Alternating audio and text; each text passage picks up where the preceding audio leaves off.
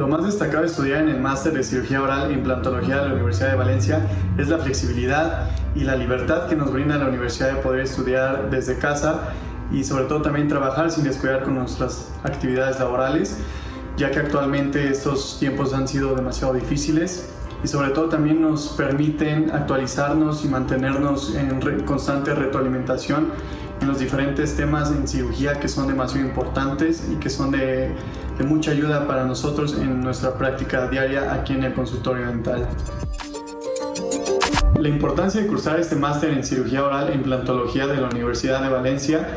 se encuentra en la constante actualización que nos van brindando nuestros distintos docentes, como son los doctores Peñarrocha o el doctor Cosme Guisconda, los cuales nos brindan también diferentes posibilidades de mejorar nuestra práctica clínica y mejorar en nuestras diferentes situaciones en las que nos enfrentamos en el consultorio.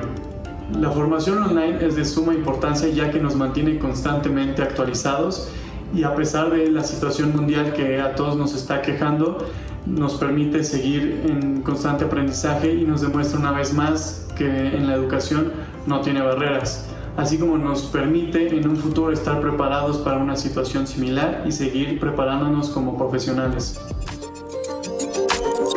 Soy Salatiel Amador del Estado de México en México y te espero en el Máster Internacional en Cirugía Oral e Implantología de la Universidad de Valencia.